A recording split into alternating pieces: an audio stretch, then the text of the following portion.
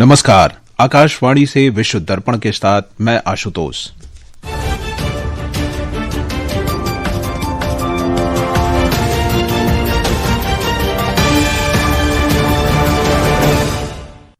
मुख्य समाचार। भारत और इजराइल ने आतंकवाद को कतई बर्दाश्त नहीं करने की नीति दोहराई।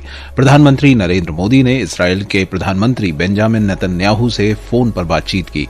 अमेरिकी सेना ने उत्तरी अटलांटिक में वेनेजुएला के तेल से जुड़े रूसी ध्वज वाले तेल टैंकर को जब्त किया।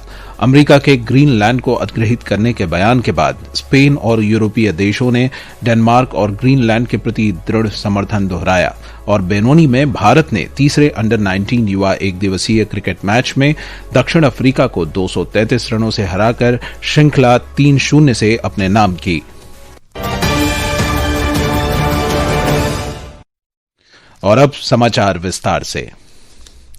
भारत और इस्राइल ने आतंकवाद के सभी रूपों और अभिव्यक्तियों को कतई बर्दाश्त न करने के अपने दृष्टिकोण को दोहराया है। दोनों देशों ने इस खतरे से लड़ने की अपनी प्रतिबद्धता की पुष्टि की है। प्रधानमंत्री नरेंद्र मोदी ने आज इस्राइल के प्रधानमंत्री बेंजामिन नेतन्याहू से फोन पर बातचीत की। उन्होंने भारत इस्राइल रणनीतिक साझेदारी को और मजबूत करने के तरीकों पर चर्चा की। दोनों नेताओं ने साझा लोकतांत्रिक मूल्यों, गहरे आपसी विश्वास और दूरदर्शी दृष्टिकोण के आधार पर भारत इस्राइल रणनीतिक साझेदारी को और मजबूत करने के लिए साझा प्राथमिकताओं की पहचान की। दोनों नेताओं ने एक दूसरे को नववर्ष की शुभकामनाएं दी और दोनों देशों के लोगों के लिए शांति और समृद्धि की कामना की। भारत में क्यूबा के राजदूत जुआन कार्लोस मार्सान अगुइलेरा ने कहा है कि भारत अमेरिका और वेनेजुएला के बीच उत्पन्न स्थिति को द्विपक्षीय वार्ता और राजनयिक स्तर पर समाधान करने की कोशिश कर रहा है। नई दिल्ली में एक निजी समाचार एजेंसी के साथ बातचीत में श्री अगुइलेरा ने कहा कि भारत इस समस्या के समाधान के लिए अंतर्राष्ट्रीय स्तर पर प्रयास कर रहा है। सभी लोग इस समस्या का समाधान शांतिपूर्ण ढंग से कराने को इच्छुक हैं। इसका समाधान सैन्य कार्रवाई से नहीं किया जाना चाहिए। श्री अगुइलेरा ने यह भी कहा कि वैश्विक दक्षिण के सिलसिले में भारतीय नेतृत्व विश्व में एक नई आर्थिक व्यवस्था के लिए कार्य कर रहा है जो अंतर्राष्ट्रीय और संयुक्त राष्ट्र के नियमों पर आधारित हो। श्री अगुइलेरा ने यह भी कहा कि 12 जनवरी को क्यूबा और भारत अपने द्विपक्षीय राजनयिक संबंधों की 66वीं वर्षगांठ मनाएंगे। अमेरिकी सेना ने आज उत्तरी अटलांटिक में वेनेजुएला के तेल से जुड़े रूसी झंडे वाले तेल टैंकर मरीनारा को जब्त कर लिया। पहले बेला 1 के नाम से जाना जाने वाला यह जहाज स्कॉटलैंड के उत्तर पश्चिम में अंतर्राष्ट्रीय जल क्षेत्र में अमेरिकी प्रतिबंधों के कथित उल्लंघन के आरोप में पकड़ा गया है। अमेरिकी यूरोपीय कमान ने यह कहा कि यह कार्रवाई अमेरिकी न्याय विभाग और गृह सुरक्षा विभाग ने सेना के समन्वय से की है। आरोप है कि यह टैंकर अमेरिकी प्रतिबंधों का उल्लंघन करते हुए वेनेजुएला, रूस और ईरान के लिए तेल की तस्करी करने वाले गुप्त बेड़े का हिस्सा है। अमेरिका की सेना ने कहा कि अमेरिकी प्रतिबंधों के उल्लंघन के लिए और यूएससीजीसी मुनरो द्वारा पीछा किए जाने के बाद अमेरिकी संघीय अदालत द्वारा जारी वारंट के तहत टैंकर को जब्त किया गया। दूसरी ओर रूसी परिवहन मंत्रालय ने कहा कि किसी भी देश को दूसरे देशों के अधिकार क्षेत्र में पंजीकृत जहाजों के खिलाफ बल प्रयोग करने का अधिकार नहीं है। उसने कहा कि अमेरिकी सेना ने मैरिनेरा जहाज पर कब्जा कर लिया, जिसके बाद जहाज से संपर्क टूट गया। मंत्रालय ने कहा कि पिछले महीने की 24 तारीख को मैरिनेरा को रूसी झंडे के तहत यात्रा करने की अस्थायी अनुमति मिली थी। ईरान में विरोध प्रदर्शन दूसरे सप्ताह में प्रवेश कर चुके हैं और तेहरान, इलम, फासा और कई अन्य शहरों में फैल चुके हैं। मानवाधिकार संगठनों का अनुमान है कि अब तक 29 से 36 प्रदर्शनकारी मारे जा चुके हैं, जबकि 1200 से अधिक लोगों को हिरासत में लिया गया है। एक रिपोर्ट। जनता के गुस्से को शांत करने के प्रयासों के क्रम में सरकार ने आज से परिवारों को लगभग $7 प्रतिमाह सब्सिडी देना शुरू किया ताकि आवश्यक खाद्य वस्तुओं की बढ़ती कीमतों की भरपाई की जा सके। हालांकि रियाल की भारी गिरावट और आयातकों तथा निर्माताओं के लिए तरजीही विनिमय दर को समाप्त करने के बाद खाद्य तेलों सहित आवश्यक वस्तुओं की कीमतें 3 गुना तक बढ़ने की आशंका है। ईरान के सेना प्रमुख मेजर जनरल अमीर हतामी द्वारा इस्लामिक गणराज्य के खिलाफ बयानबाजी के विरोध में में संभावित सैन्य कार्रवाई की चेतावनी के बाद तनाव और बढ़ गया। ईरान में हाल के वर्षों में कई बार राष्ट्रव्यापी विरोध प्रदर्शन हुए हैं। इजराइल के साथ जून में हुए युद्ध के बाद कड़े प्रतिबंधों और आर्थिक दबाव के चलते दिसंबर में रियाल की कीमतों में भारी गिरावट आई थी। 28 दिसंबर को शुरू हुए ये प्रदर्शन आज 11वें दिन भी जारी हैं। दुबई से विनोद कुमार की रिपोर्ट के साथ विश्व दर्पण के लिए विशाल शर्मा। सेना प्रमुख जनरल उपेंद्र द्विवेदी ने राष्ट्र निर्माण में सशस्त्र बलों की महत्वपूर्ण भूमिका का उल्लेख किया। श्रीलंका में संकाय सदस्यों और छात्र अधिकारियों को संबोधित करते हुए उन्होंने सैन्य योजना और क्रियान्वयन में विशिष्ट और उभरती प्रौद्योगिकियों को शामिल करने की आवश्यकता पर बल दिया। जनरल द्विवेदी 2 दिन की आधिकारिक यात्रा पर श्रीलंका गए हुए हैं। विश्व दर्पण समाचार आकाशवाणी से प्रसारित किए जा रहे हैं। ताजा समाचार जानने के लिए आप हमारे social media handle x@AIR News Hindi को फॉलो कर सकते हैं।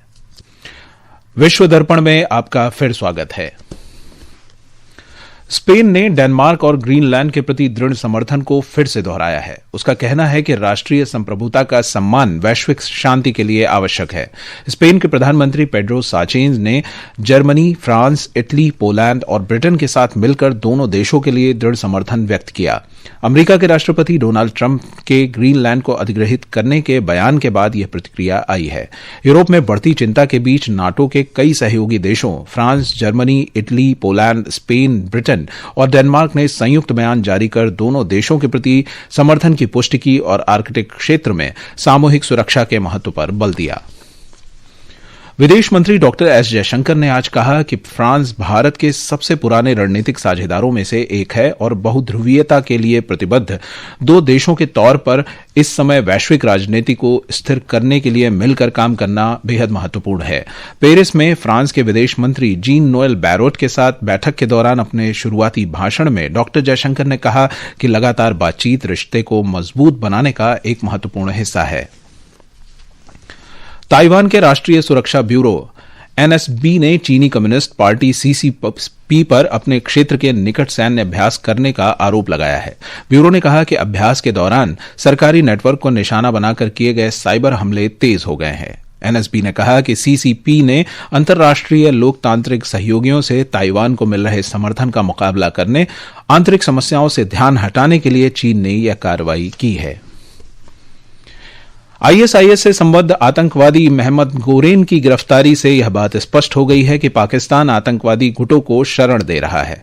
गोरेन यहया के नाम से भी जाना जाता है। उसे पिछले वर्ष दिसंबर में अफगानिस्तान पाकिस्तान सीमा पर तुर्की के राष्ट्रीय खुफिया संगठन ने गिरफ्तार किया था।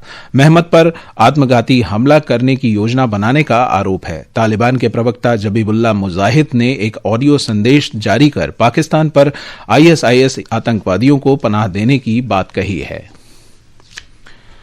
भारत स्थित अमरीकी दूतावास ने चेतावनी दी है कि अमेरिका के कानूनों का उल्लंघन करने पर छात्र वीजा पर गंभीर परिणाम हो सकते हैं। सोशल मीडिया पोस्ट में दूतावास ने कहा कि यदि छात्रों को गिरफ्तार किया जाता है तो वे किसी भी कानून का उल्लंघन करते हैं तो उनका वीजा रद्द किया जा सकता है, उन्हें देश से निकाला जा सकता है और भविष्य में वे अमरीकी वीजा के लिए अयोग्य हो सकते हैं।